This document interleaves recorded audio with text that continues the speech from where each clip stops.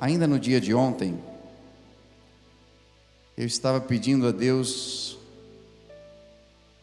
uma palavra que eu pudesse trazer para a igreja nessa manhã.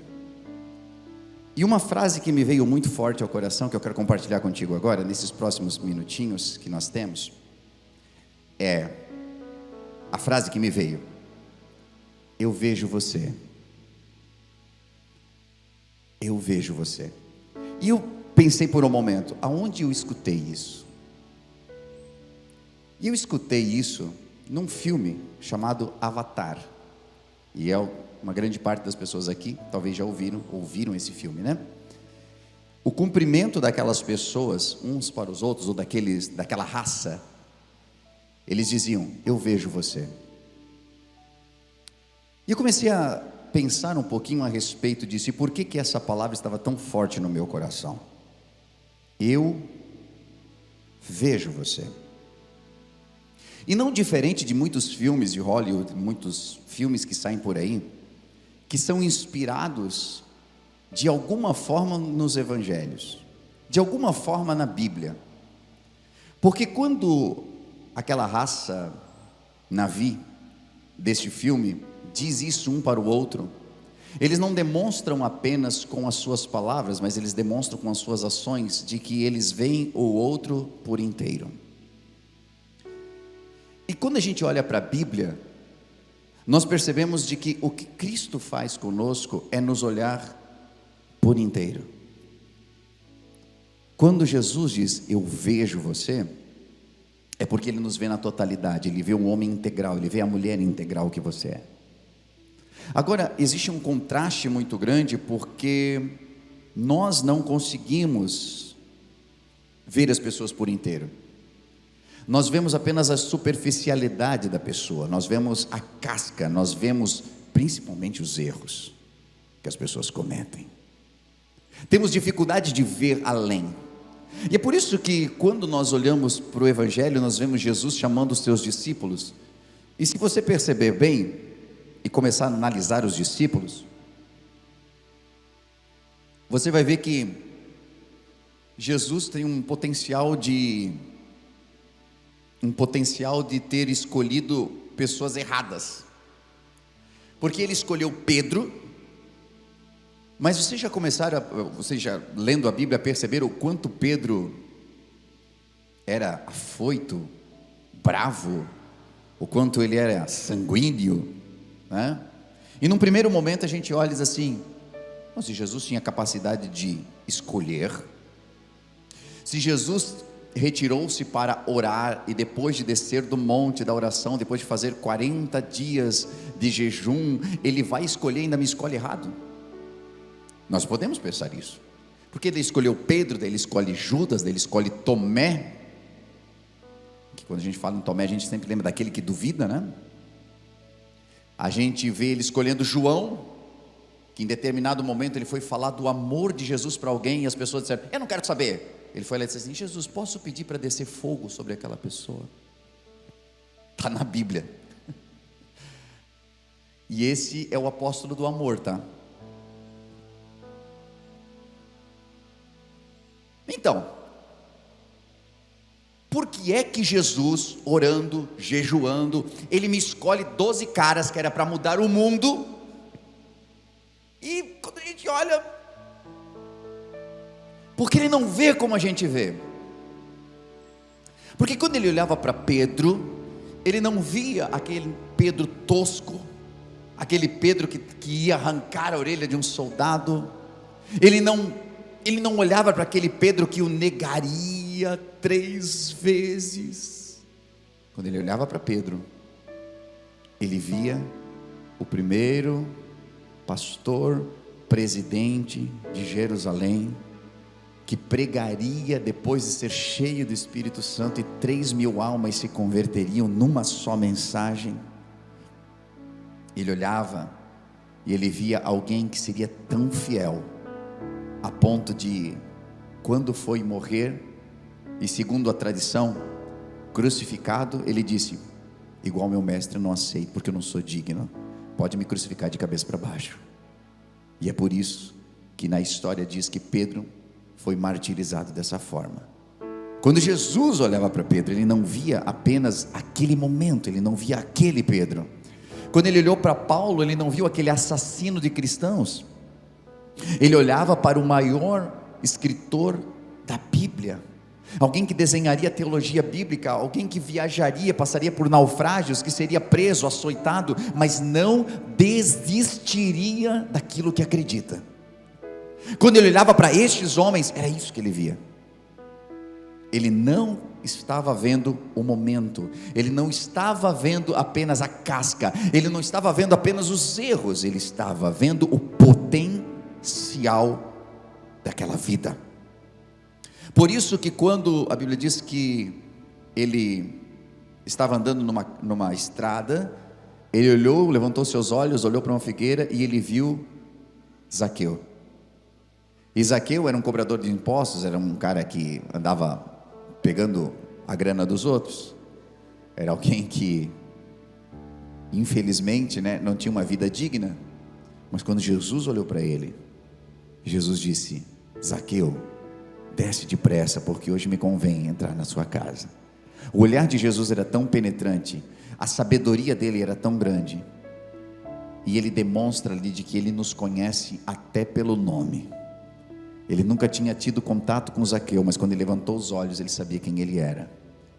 Nessa manhã, o mesmo Deus está aqui nesse lugar, e Ele olha para você, e Ele sabe onde você mora, Ele sabe o seu nome, e Ele sabe que mesmo estando sentado aqui, pode ser que você esteja escondido, não querendo nem se mostrar, mas Ele diz: hoje me convém pousar na tua casa, hoje me convém ir até a sua casa.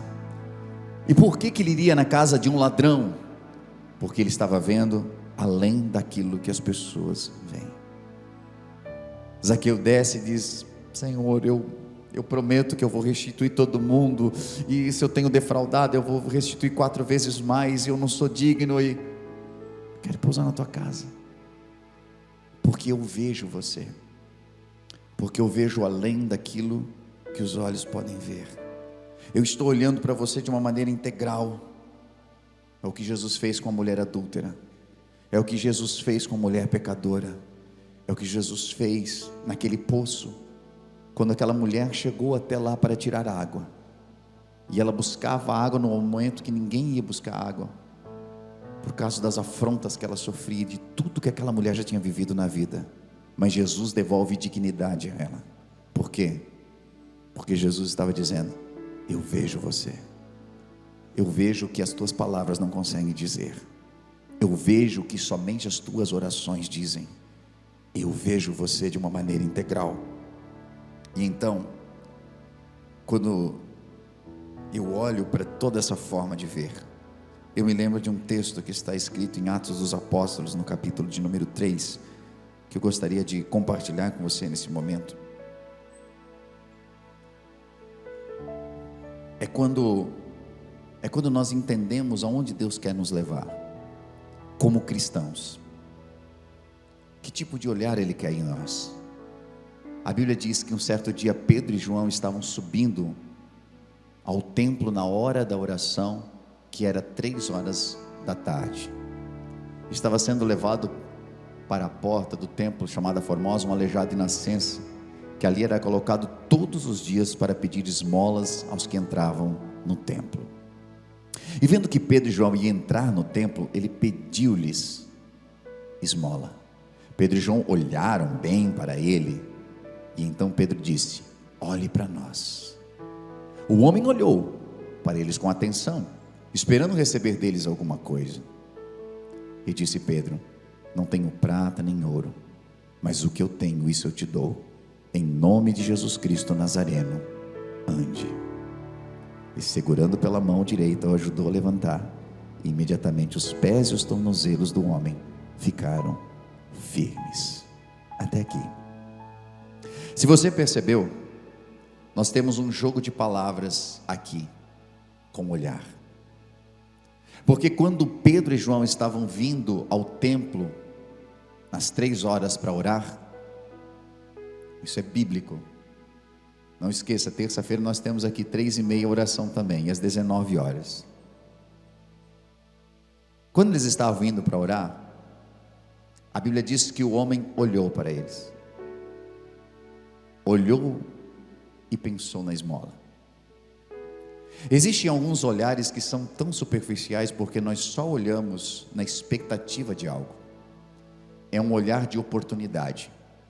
Existe esse olhar, é uma oportunidade que eu tenho, então eu só vejo de uma maneira muito superficial. Mas a segunda vez que vai falar, diz que Pedro e João olharam bem para ele. Esse tipo de olhar é diferente do primeiro, porque o coxo olha para eles, vendo Pedro e João entrando. Opa, mais uma oportunidade. É só mais uma igreja, é só mais um culto. Essa pessoa aqui, ela pode me favorecer. É um tipo de olhar. Esse olhar é diferente. Esse olhar, o primeiro olhar em grego se chama oralf, e isso significa um olhar superficial.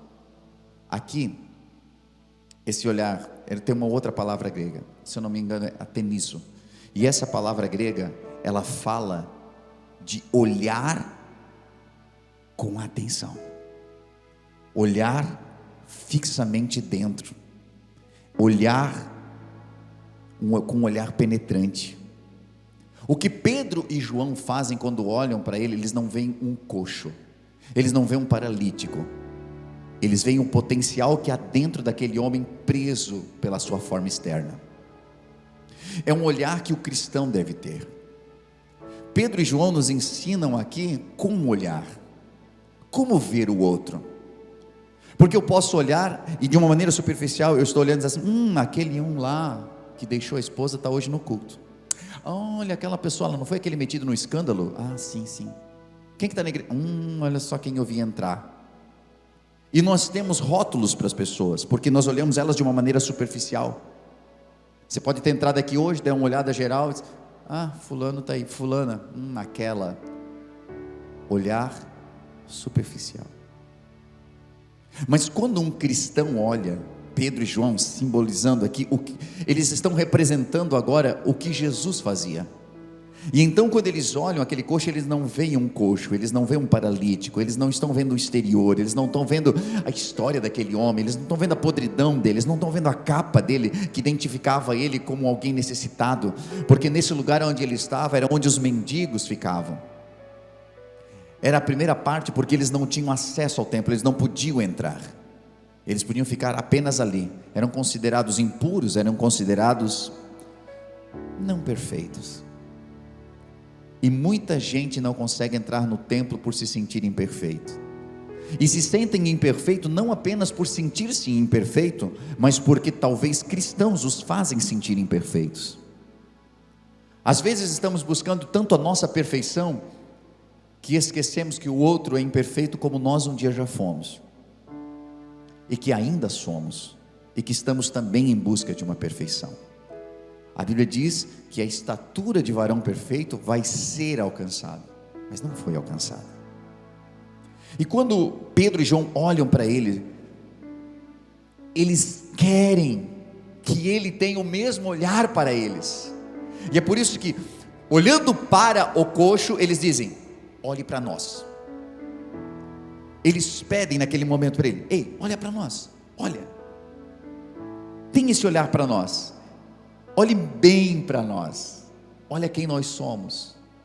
E é muito diferente daquele tipo de olhar que a gente fala assim, ei, olha aqui para mim, olha quem eu sou, olha bem para minha cara e responde. Não era dessa forma.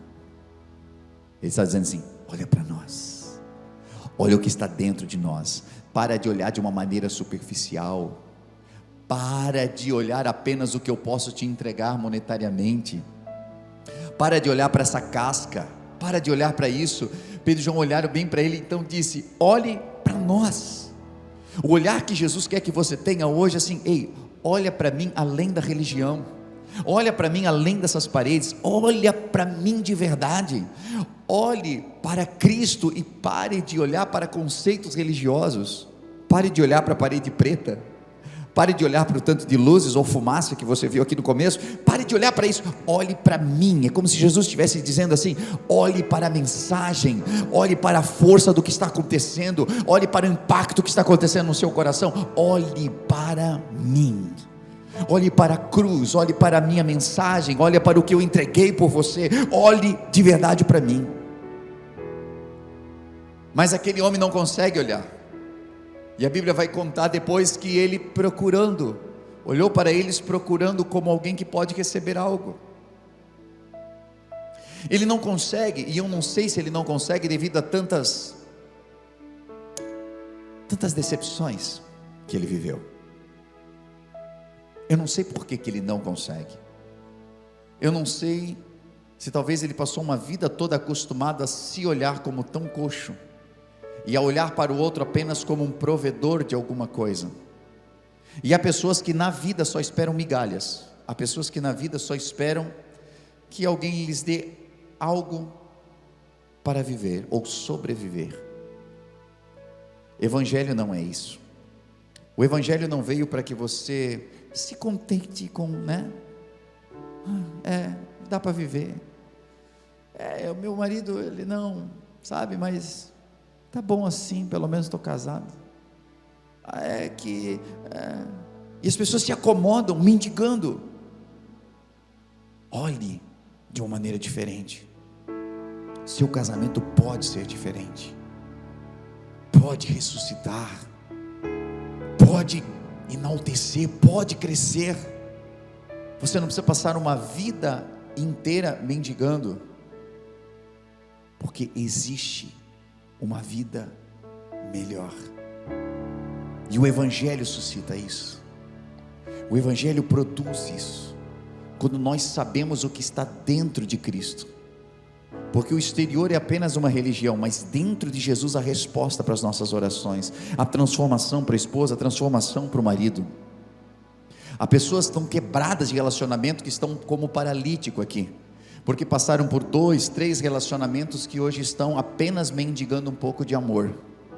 E Jesus não quer que você continue à porta mendigando amor. Ele quer que você olhe bem para Ele, e não veja como um Deus tirano ou alguém que tem te punido, mas olhe bem para Ele e saiba que o que Ele tem para te dar não é prata, não é ouro, mas é cura na tua alma, é cura do teu espírito, para que você se levante e você possa entrar no templo, para que você se coloque de pé. O que Ele está falando aqui, o que eles estão trazendo aqui, é um olhar empático, é um olhar de alguém que, talvez Pedro nunca foi coxo e paralítico, mas ele olhou para aquele homem e disse assim: rapaz, eu sei bem o que tu está sentindo, porque meus pés sempre andaram, mas na minha alma eu sempre fui paralítico, eu nunca consegui, eu só me arrastei na vida. Não levante a mão, mas quantos de nós só se arrastaram na vida, né?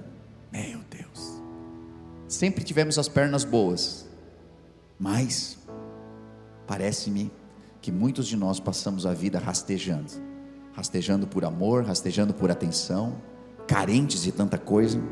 E aqui, o olhar que Cristo nos ensina é um olhar de empatia.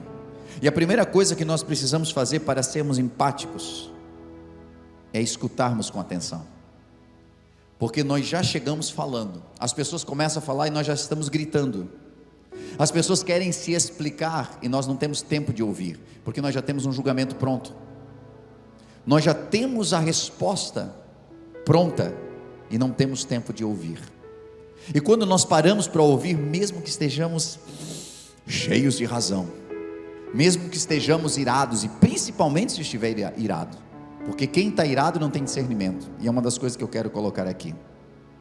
Precisamos escutar melhor as pessoas, precisamos ouvir o que elas têm a dizer, precisamos deste olhar mais profundo, porque o primeiro olhar sempre é um olhar de julgamento, sempre é um olhar que é superficial. Eu olho e já penso alguma coisa, e é por isso que você vai escutar muito assim: não sei, o nosso santo não bateu. A pessoa nem conversou, não deu tempo de escutar, olhou, julgou, olhou e pensa: não sei, tem alguma coisa com aquela pessoa. É engraçado, tu não falou com a pessoa, tem alguma coisa com ela, e pode ser que tenha uma coisa contigo, pode ser que este algo que você sentiu tenha mais a ver com você do que com o outro. Alguns estudos dizem de que às vezes na vida nós passamos por alguma pessoa que se assemelha muito a alguém que nos traumatizou. e que nós não lembramos, mas naquele momento o nosso subconsciente começa a gritar, e a gente pensa, não sei, tem alguma coisa de errada, tem alguma coisa de errada aqui que precisa ser curada. Precisamos dar tempo às pessoas. Uma segunda coisa é demonstrar amor. É mais forte a demonstração de amor do que afirmar amor.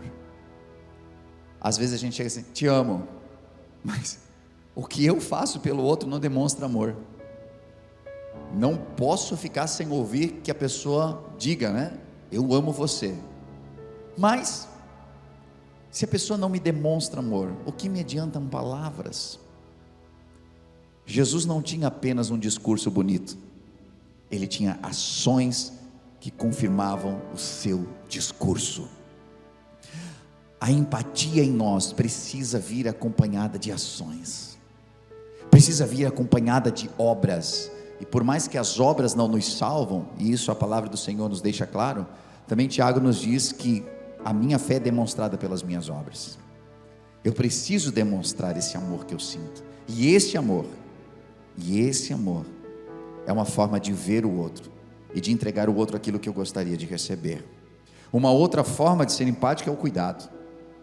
Que tipo de cuidado nós temos? Esse acolhimento, esse respeitar da diferença, esse atender da necessidade. Quando eu cuido de alguém, quando eu cuido da necessidade, quando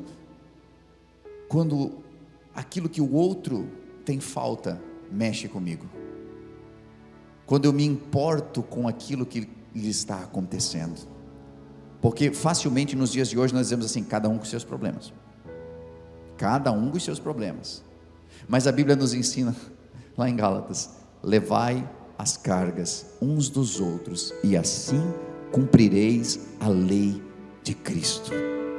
Eu cumpro a lei de Cristo quando eu me importo, quando eu cuido, quando eu levanto, quando eu coloco o ombro debaixo da cruz do outro, quando eu o ajudo a carregar, porque até Jesus precisou que alguém lhe ajudasse com a sua cruz.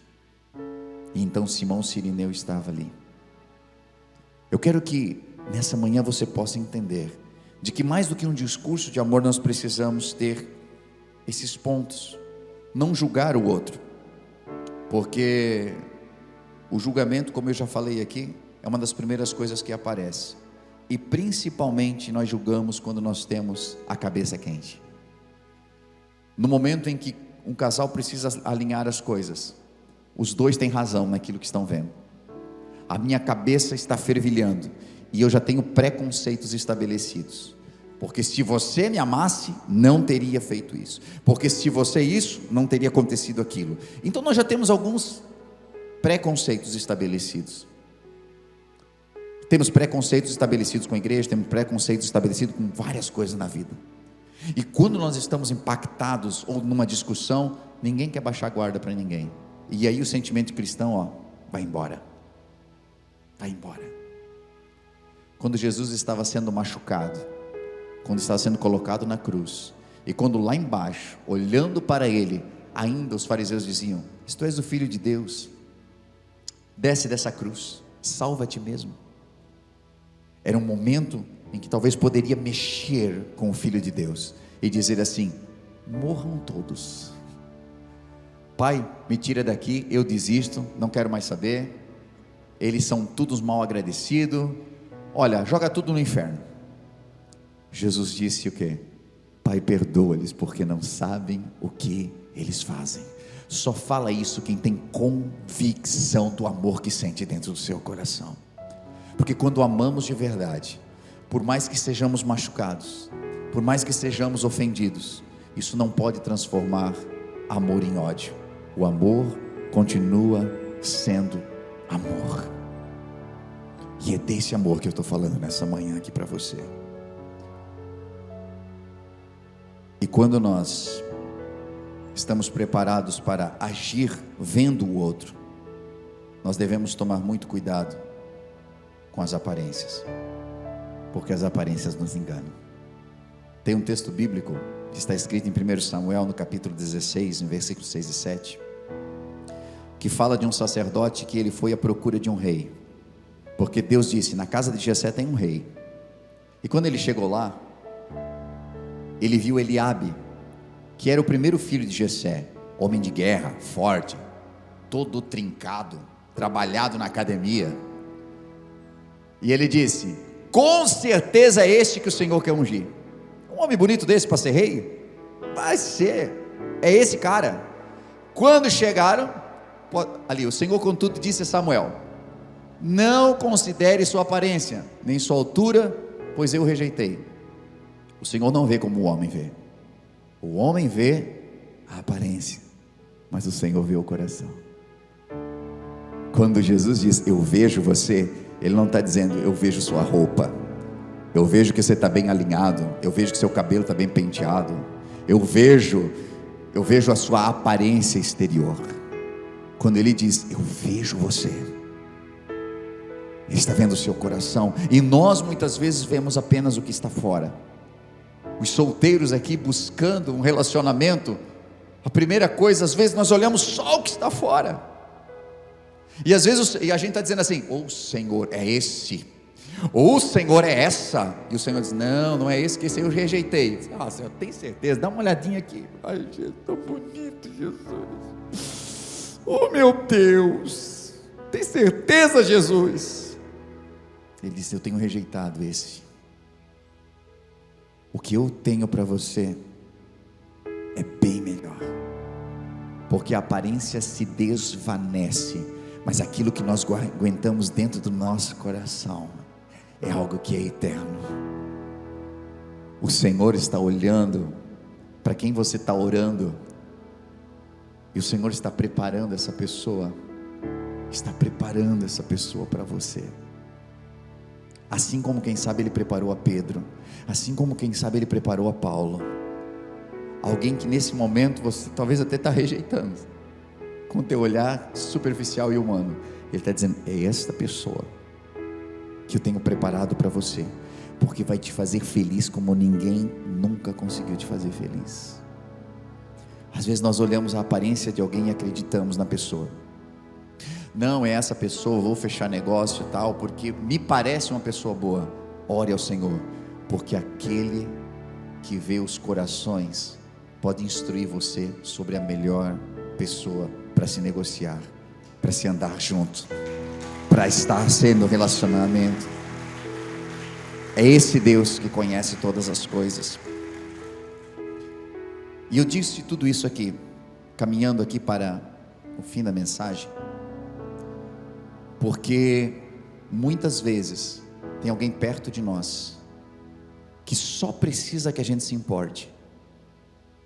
Tem alguém que está coxo na porta da igreja.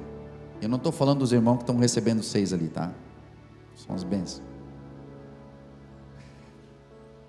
Porque tem muita gente que está sentado aqui, mas está à porta, não consegue entrar. Há pessoas que estão perto da igreja, mas nunca conseguem acessar. E a primeira coisa que a gente diz é assim: também, olha só o que essa pessoa fez na vida. Oh, mas também, a gente tem um monte de preconceito. Ah, é porque essa pessoa aí, Mas sabe que o que precisa é que alguém se importe, que alguém se aproxime e possa ver além da feiura. E me entenda que eu não estou falando isso de um lado físico, que o conceito de beleza é muito relativo, né? Agora entenda, quando alguém se importa, tudo fica diferente.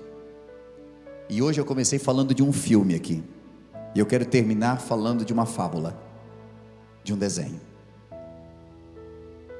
Todos aqui já tiveram contato provavelmente com aquele desenho animado, antigo, reformulado algumas vezes, que fala de um castelo onde tudo era muito bonito e tinha um príncipe que vivia nele.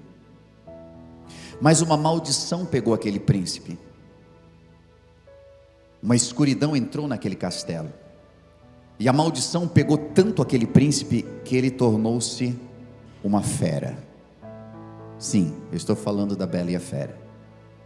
E a maldição pegou ali e ele se tornou uma fera, e as pessoas não podiam chegar perto daquele castelo, e ele expulsava todos, e ele tinha rancor, ele tinha ódio. E aquele que era um castelo bonito tornou-se um lugar triste. Até que um dia uma mocinha entrou ali,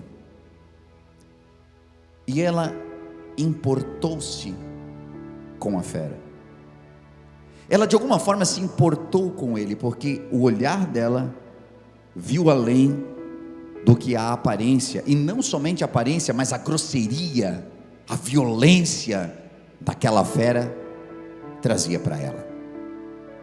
E talvez a gente nem julgasse, se a gente fosse ver o desenho pela primeira vez, a gente nem julgasse o fato dela dizer assim: eu quero ir embora daqui porque está louco, porque não tinha nada de agradável. Mas ela começa a olhar diferente para ele, e olhando diferente, ela se importa com ele, e isso muda totalmente a história. E quando a gente lê essa história, ela é uma história muito parecida com alguma coisa na nossa vida, né? Ela é muito parecida com uma história de um castelo bonito chamado Éden, que uma maldição chegou no Éden e transformou um lindo príncipe, Adão, e a história da humanidade numa maldição, e nos tornou feras. E é por isso que ainda hoje nós vemos feras que às vezes explodem de raiva, às vezes xinga o outro, mente, engana, faz mal, e mesmo não querendo fazer, faz, porque uma maldição nos tocou e nos transformou em feras, nos transformou em animais raivosos. E por mais que alguns sejam melhorzinhos do que outros, todos nós carregamos uma escuridão dentro do nosso coração. Mas daí um dia alguém se importou conosco. A Bela veio, e diferente da fábula onde a Bela, com um beijo, muda a fera e a transforma de novo num príncipe, quebrando a maldição, Jesus, a Bela, ele faz muito mais do que isso.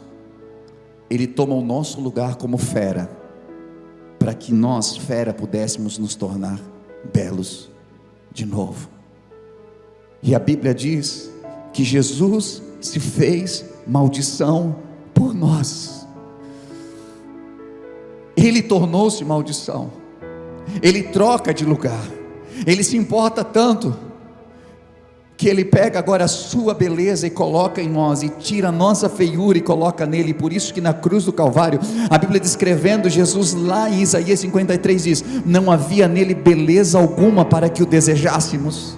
Não que Jesus não fosse lindo, mas que naquele momento na cruz ele estava carregando todos os nossos erros e pecados, ele estava destruído pelas nossas mazelas. E então a Bela e a fera trocam de lugar, e o ato de se importar e de nos ver além daquilo que nós conseguimos ver, e de nos ver como uma pessoa de verdade, e de enxergar você como um ser humano, e enxergar você com o potencial que você tem, fez com que Jesus decidisse trocar, pegar a maldição para ele e entregar a bênção para você. Por isso nessa manhã eu vim aqui dizer que Jesus não te vê como o homem te vê, como as pessoas te veem, como as pessoas te julgam, mas ele olha para você e ele vê o potencial que você tem. Ele te amou, entregou a vida por você, e para que você fosse bela de novo, ele tornou-se fera, ele tornou-se maldição por nós, ele assumiu o teu lugar.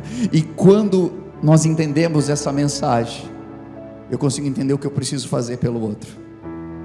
Eu preciso estar no lugar do outro muitas vezes, eu preciso assumir o lugar que o outro está, eu preciso entender o que o outro vive, eu preciso imaginar a dor que aquela pessoa sente, eu preciso entender o impacto que essa vida já sofreu na sua vida.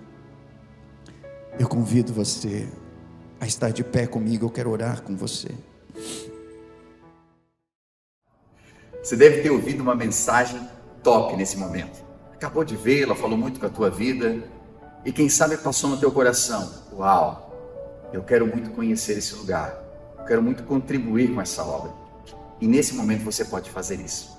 Estou passando aqui para dizer de que há várias formas de nós contribuirmos na obra do Senhor. Às vezes com nossos talentos, os nossos dons, mas também com a nossa contribuição. Sabe que cada vez que você contribui, seja com teus dízimos ou tuas ofertas, você promove para que o reino de Deus se expanda? Para que trabalhos como esse possam chegar a milhares de pessoas, hoje via internet, ou mesmo dentro do ambiente onde nós estamos, aqui na cidade, onde nós temos a The Way Church. Hoje, pelas formas que você vê aí na sua tela, você pode contribuir. Seja o seu Pix, transferências, depósitos. O mais importante é que esteja ligado ao seu coração. Nós vemos na Bíblia Sagrada que haviam pessoas que contribuíam com seus dízimos, outras com suas ofertas. Os dízimos muitas vezes ligados a algo que, para mim, fica mais fácil de planejar. 10% daquilo que eu ganho, eu invisto no reino de Deus. Mas outras pessoas do Novo Testamento já não se atinham mais a dízimos. Algumas delas vendiam tudo que tinham e entregavam. Outras dividiam o que tinham. E dessa forma elas sabiam de que parte dos seus ganhos poderia alcançar a muitos. Então, da maneira como você sentir em seu coração, seja por oferta, seja por dízimos, mas que você possa fazer com todo o seu coração essa contribuição. E saiba, dentro do seu coração, de que cada vez que você estende a mão para que a obra de Deus continue evoluindo, crescendo e se ampliando, as mãos de Deus se estendem sobre você também. Não como um ato de cobrança ou negociação, mas porque Deus é fiel e nunca fica devendo nada para ninguém. Por isso eu convido você a fazer parte desse ministério, dessa obra, com as suas contribuições.